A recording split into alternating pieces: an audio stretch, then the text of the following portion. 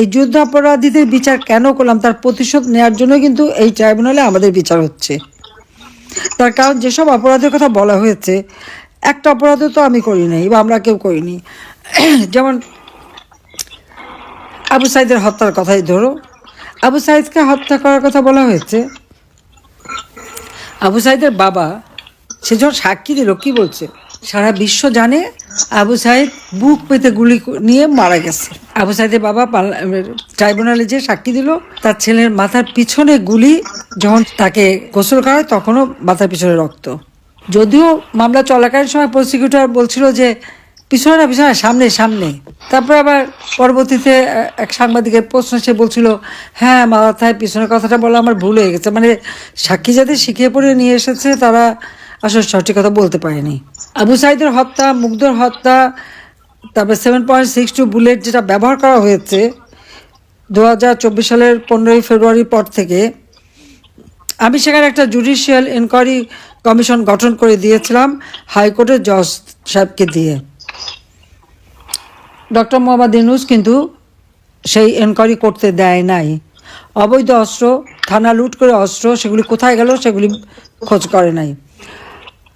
দেখা যাচ্ছে এখানে যত মানে একটা মনে হচ্ছে একটা রাজনৈতিক প্রতিহিংসা চরিতার্থ করার জন্য মুক্তিযোদ্ধা পরিবার এবং জনগণের ভোটে নির্বাচিত জনপ্রতিনিধি, সর্বোপরি আওয়ামী লীগের নেতৃবৃন্দ এবং আমার বিরুদ্ধে মামলা, এবং সেই মামলায় যেমন কোনো আর্গুমেন্ট কিছুই লাগবে না।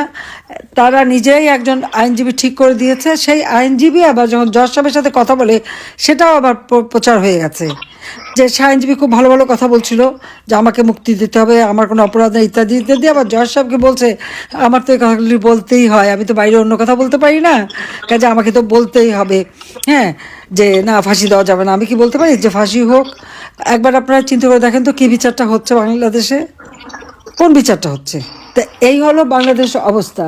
সেখানে আইনজীবীদের ঢুকতেও দেওয়া হচ্ছে না, যেটা এখান পান্না বলছেন উনি যায়নি। আর আমার বিরুদ্ধে যে মামলা, আমি তো কোনো নোটিশ কিছুই পাইনি। আর আমাদের ঘর বাড়ি কিছু নেই, ঠিকানাই নাই এখন, এই অবস্থা।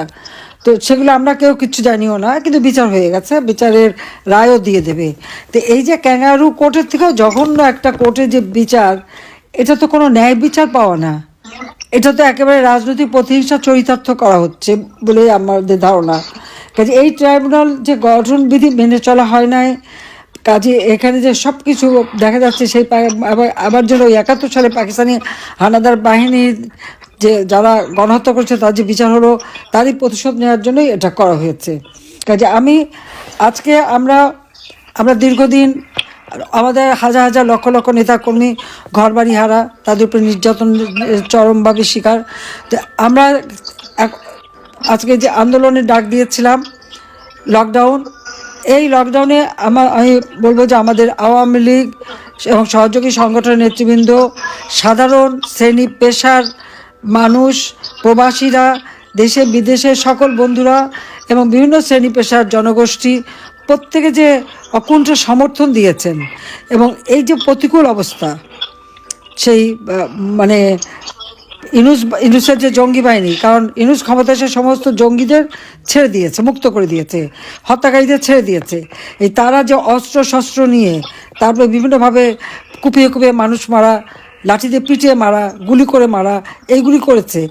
আজকে এত ভয় ভীতি, এত মামলা হামলা, তারপরেও জনগণ রাস্তায় নেমেছে এবং তারা এর প্রতিবাদ করেছে, এবং এই লকডাউন প্রোগ্রামটাকে সর্বাত্মকভাবে তারা সফল করেছে বলে আমি আপনাদের কাছে, আমাদের প্রবাসী যারা, তারা বাংলাদেশের জনগণ, আমার দলের নেতাকর্মী সকলের প্রতি আমি কৃতজ্ঞতা জানাচ্ছি যে আজকে এই যে প্রতিবাদের মধ্য দিয়ে আমার মনে হয় যে ইউনূস ক্ষমতা দখলের পর থেকে বাংলাদেশের মানুষ যে একটা শ্বাসরুদ্ধকর পরিবেশে ছিল, তারা যে একটা হতাশায় ভুগছিল, তারা ভেবেছিল তাদের জন্য বলার বোধহয় কেউ নাই, কিন্তু আওয়ামী লীগ জনগণের পাশে আছে, জনগণের পাশে থাকবে, এবং জনগণের কল্যাণে আওয়ামী লীগ চিরদিন কাজ করে এবং সেইভাবেই কাজ করে যাবো। আজকে সেই স্বস্তিটা মানুষের মাঝে ফিরে এসেছে।